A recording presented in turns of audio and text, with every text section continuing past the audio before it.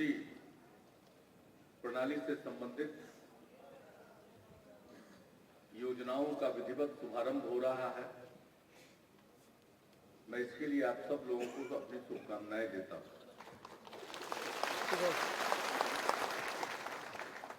ठीक कहा उप मुख्यमंत्री जी ने, हम जमीन का रकबा नहीं बढ़ा सकते,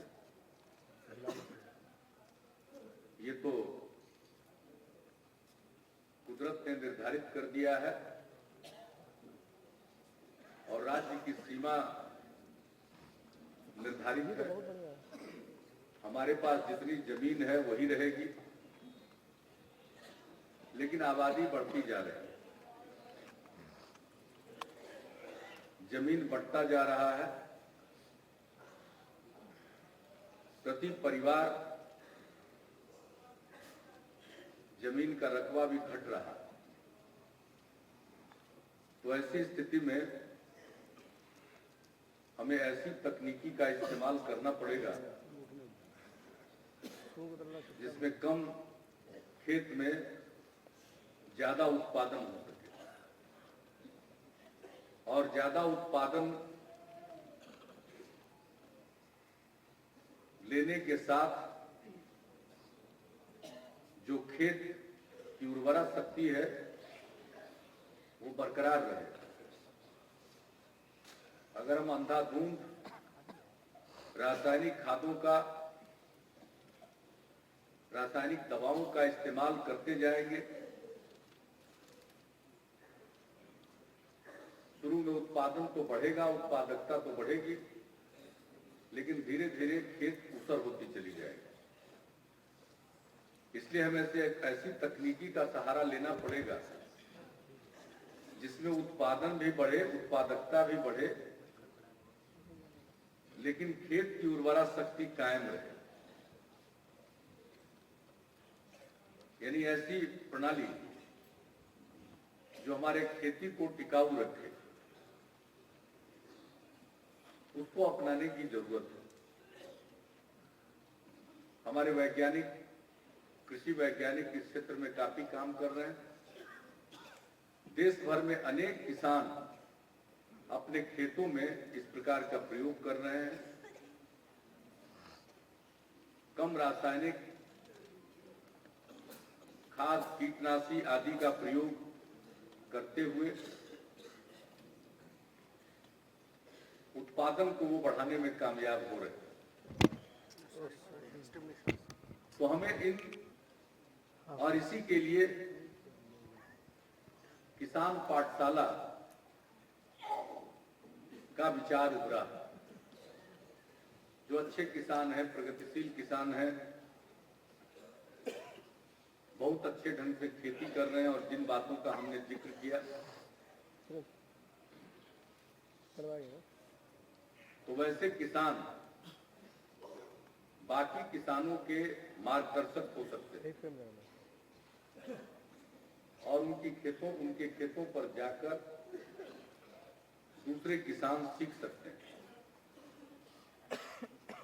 तो जो किसान पाठशाला है, दरअसल वो खेत का पाठशाला है।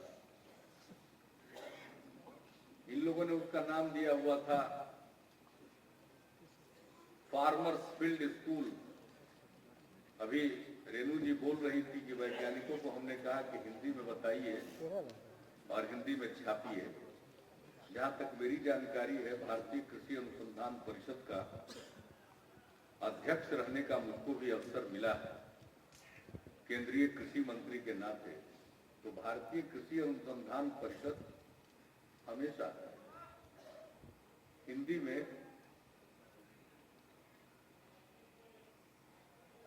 अपने प्रयोगों को, उपलब्धियों को प्रकाशित करता रहा। और पटना में पूर्वी क्षेत्र भारतीय कृषि अनुसंधान परिषद का जो केंद्र बना है, उनका मुख्य मकसद देश के पूर्वी हिस्सों में जो खेती हो रही है उसको सही दिशा देना, विभिन्न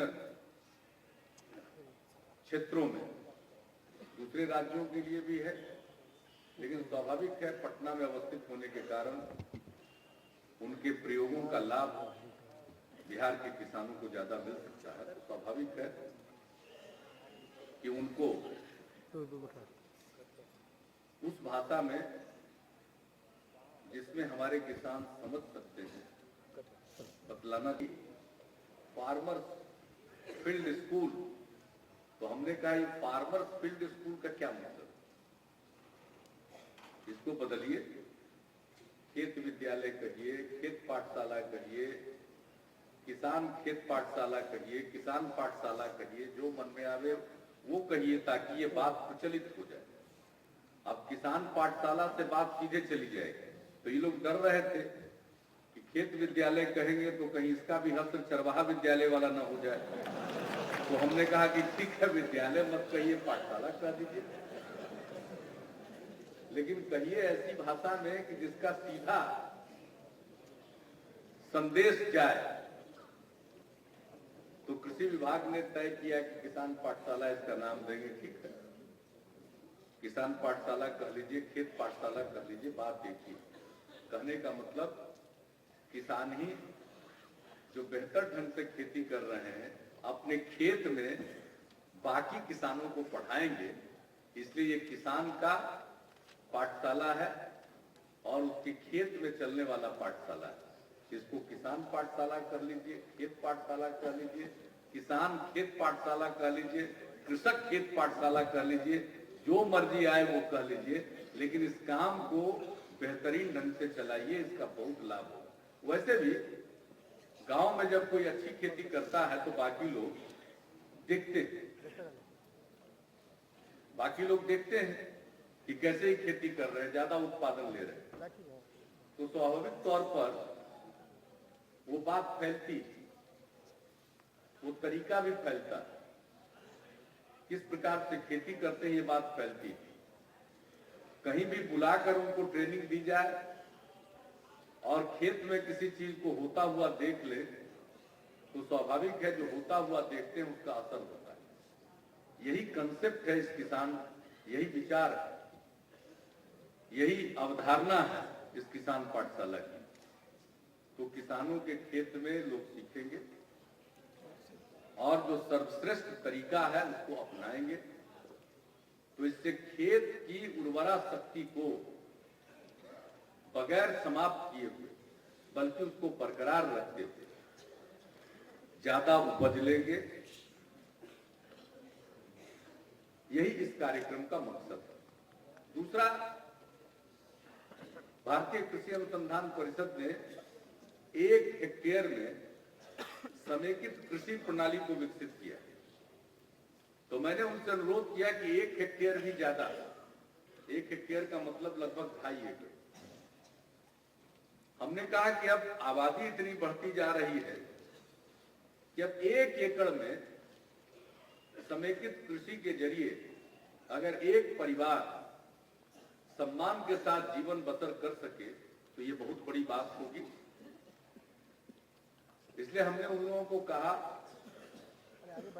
कृषि वैज्ञानिकों को, कि इस पर आप काम कीजिए और काम करके 1 एकड़ में समेकित कृषि प्रणाली के जरिए एक परिवार की जीविका ठीक ढंग से चले, सम्मान के साथ चले, इसका प्रयोग करके इन लोगों ने दिखला दिया।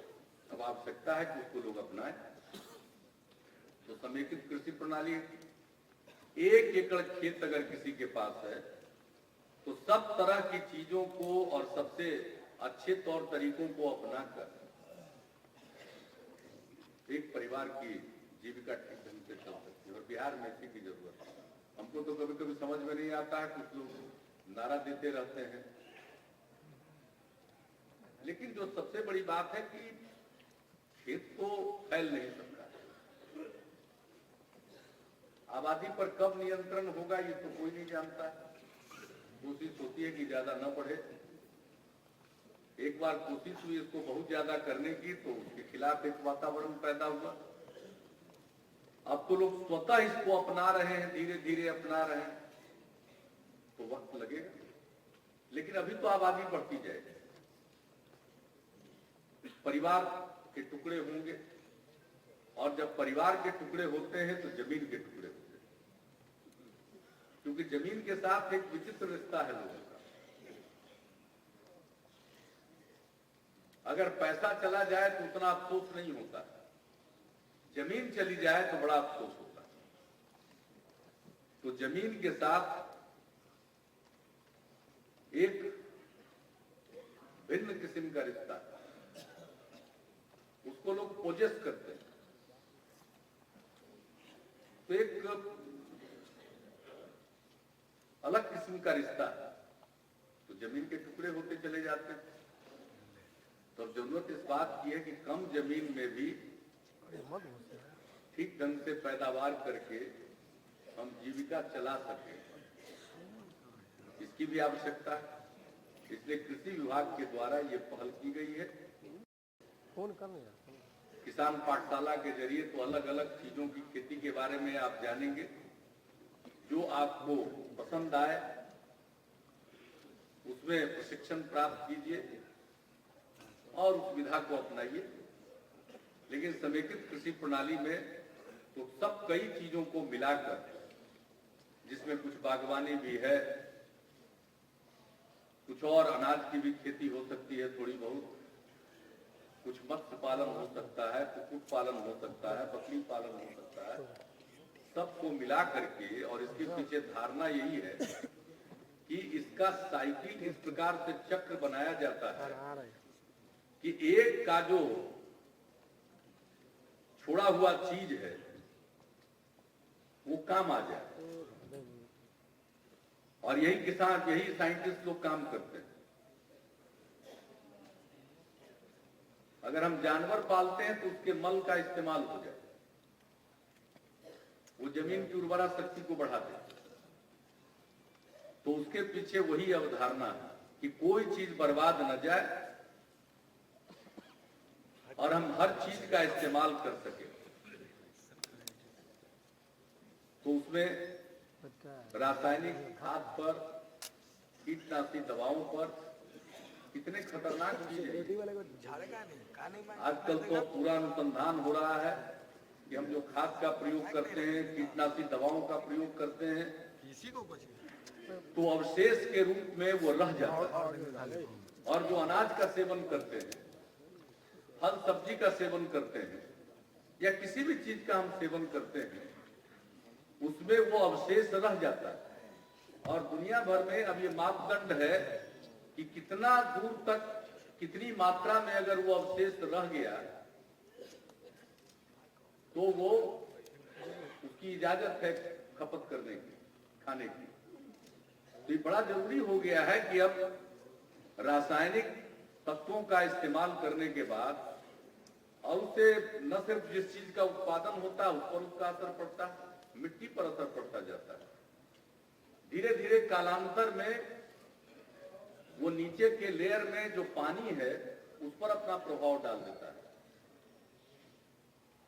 तो इसके लिए जरूरत इस बात की है कि हम उन चीजों का प्रयोग कम से कम करते जाएं। और आज दुनिया भर में जलवायु परिवर्तन की बात हो रही है।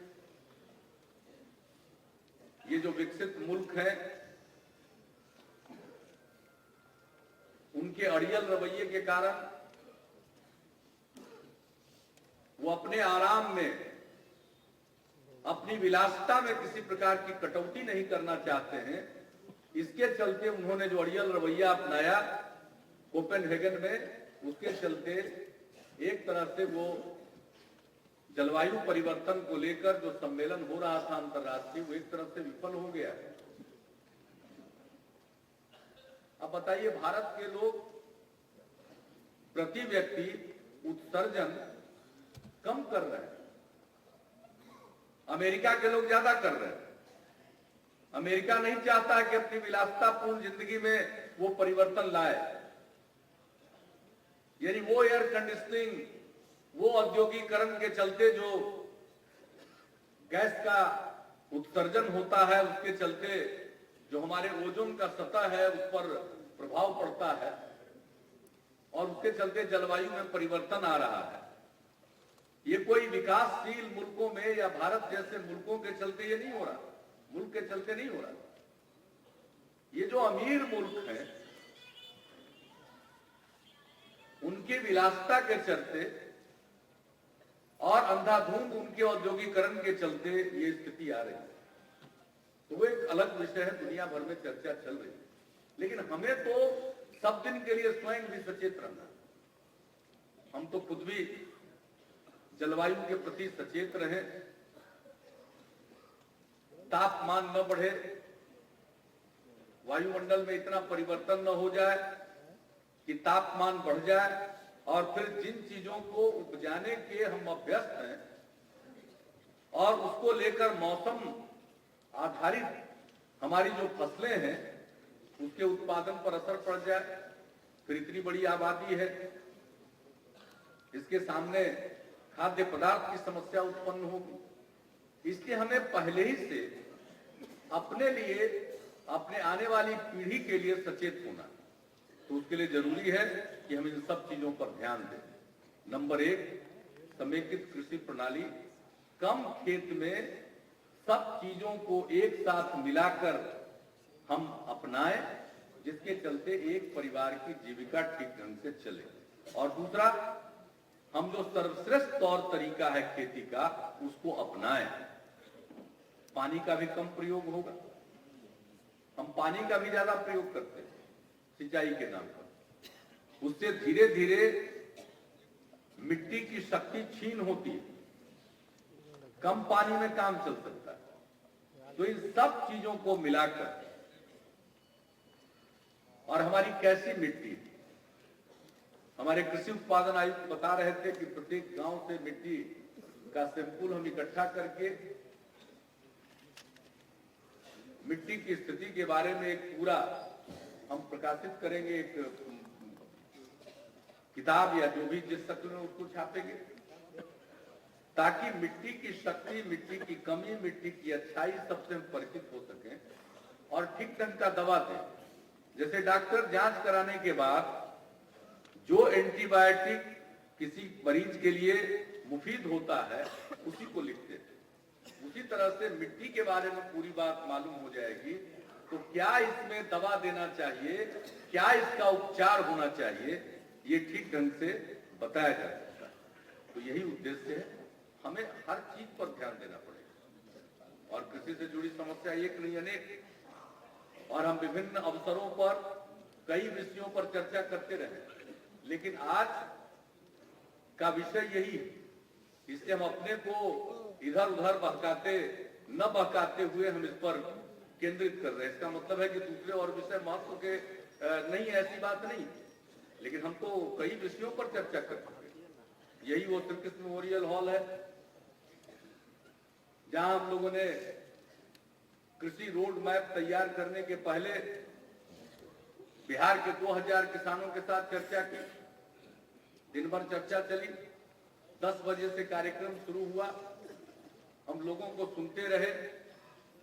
कृषि वैज्ञानिक भी आए थे, भारतीय कृषि अनुसंधान परिषद के महानिदेशक को भी हम लोगों ने बुलाया था, उनका भी भाषण हुआ था, किसान प्रतिनिधि भी बोले थे, और मेरे बोलने की बारी आई थी लगभग 7:30 बजे शाम में। तो दिन भर बैठ करके उसके बाद कृषि रोड मैप बनाया हमने, उसके आधार पर हम लोग काम कर रहे हैं। और आज बीज के क्षेत्र में जो हम लोगों ने पहल की है वो इतनी कारगर पहल है कि अब राष्ट्रीय स्तर पर उसकी प्रशंसा हो रही है। और उसके बारे में भी हाल में जब डीजी भारतीय कृषि अनुसंधान परिषद के महानिदेशक आए हुए थे तो उन्होंने उसको बिहार मॉडल कहा और कहा कि दलहन के मामले में बीज के क्षेत्र में हम जो परिवर्तन लाना चाहते हैं उसमें बिहार मॉडल अपनाया जाना चाहिए देश में। तो अब बिहार में जो काम हो रहा है वो एक मॉडल के रूप में देश भर में प्रचारित हो रहा है। तो हमको अलग अलग समय पर अलग अलग भाई सुशील मोदी जी ने कहा कि अनेकों बार हम लोग आए, हमारा काम है। बिहार तो कृषि प्रधान समाज है, अगर खेती हमारी सुधर गई, खेती से आमदनी हमारी बढ़ गई तो करोड़ों लोगों का जीवन बेहतर हो जाएगा और हमारे राज्य की आमदनी भी बढ़ जाएगी। अभी 2 दिन पहले संसद में भारत सरकार के मंत्री ने एक प्रश्न के उत्तर में जवाब दिया विकास दर के बारे में, ग्रोथ रेट के बारे में, जहां पूरे मुल्क का विकास दर रहा है 2005 से लेकर 7 के बीच में 9.4% और बिहार राज्य का विकास दर रहा है 10.5%।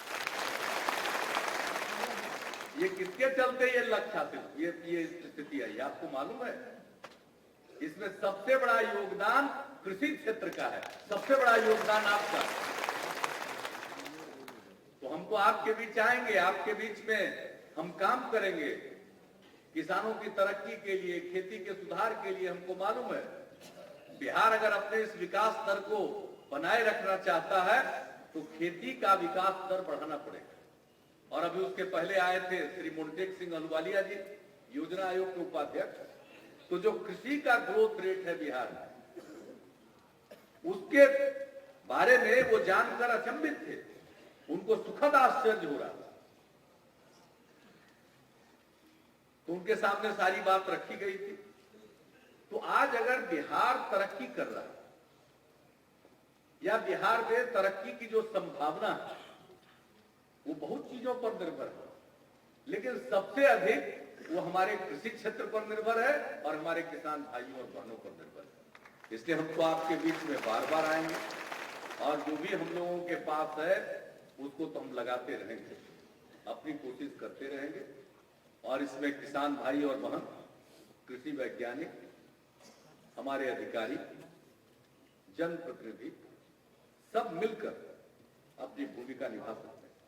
पैक्स का चुनाव हो गया है, पैक्स की अहम भूमिका, 2 प्रकार से पैक्स की भूमिका है। एक तो आदान उपलब्ध कराना, यानी जो किसान को खेत के लिए चाहिए वो उपलब्ध कराना, और दूसरा जब खेत में जो पैदा हुआ उसको ठीक कीमत मिल जाए। ये दोनों काम के लिए पैक्स की बहुत बड़ी जरूरत है। तो इस प्रकार से बहुत चीजों की भूमिका है। तो हर चीज पर हम लोग ध्यान देने की कोशिश कर रहे हैं, लेकिन आप सबका सहयोग चाहिए। बिहार आगे बढ़ेगा, बिहार तरक्की करेगा। अब बिहार की चर्चा अच्छी चीजों में हो रही है। एक विकास दर की बात हमने की, कृषि विकास दर की हमने बात की। अब बिहार की चर्चा अपहरण उद्योग को लेकर नहीं होती है। अपहरण उद्योग को तो हमने ध्वस्त कर दिया। अब बिहार की चर्चा इन चीजों के लिए। अब सफलता की कहानी बाहर आती है। और कृषि में भी हर चीज पर जब हम कृषि की बात करते हैं तो कृषि का मतलब सिर्फ अनाज नहीं है, कृषि का मतलब बागवानी भी है, फल सब्जी भी है, और कृषि का मतलब दूध भी है, कृषि का मतलब मछली भी है, कुक्कुट पालन भी है, सब है कृषि के। और सुशील जी ने एक फिगर दिया, ये बताने की जरूरत नहीं, हम लोगों का हर चीज पर ध्यान है। दूध का भी उत्पादन बढ़ रहा है, मछली का भी उत्पादन बढ़ रहा है, अनाज का भी उत्पादन बढ़ रहा है और उत्पादकता बढ़ रही है। तो ये सब बढ़ेगा तो बिहार तरक्की करेगा। आगे बढ़ने से बिहार को कोई नहीं रोक सकता है। बिहार के लोग बाहर जलील होने के लिए मजबूर नहीं होंगे। बिहार के किसान हैं, उनके बिहार के लोगों की मेहनत के बगैर हरियाणा और पंजाब में हरित क्रांति नहीं आती। आज अगर महाराष्ट्र की डेयरी कोई चला रहा है तो बिहार के लोग चला रहे हैं। तो सब जगह कृषि के क्षेत्र में, कृषि के विभिन्न पहलू के विकास में देश भर में बिहार के लोगों ने योगदान दिया और वही बिहार के लोग आज अपने बिहार के विकास के लिए संकल्पबद्ध हो गए। तो आपसे यही आग्रह कर रहे हैं कि अपने इस संकल्प को मजबूत कीजिए, मन में जज्बा रखिए, और मन में जब संकल्प होता है तो आदमी बड़ा से बड़ा काम करता है। हम उसी संकल्प के साथ बिहार को आगे बढ़ाएंगे, एक खुशहाल बिहार बनाएंगे, ऐसा बिहार बनाएंगे कि बिहारी कहलाना अपमान नहीं, बिहारी कहलाना शान का विषय है।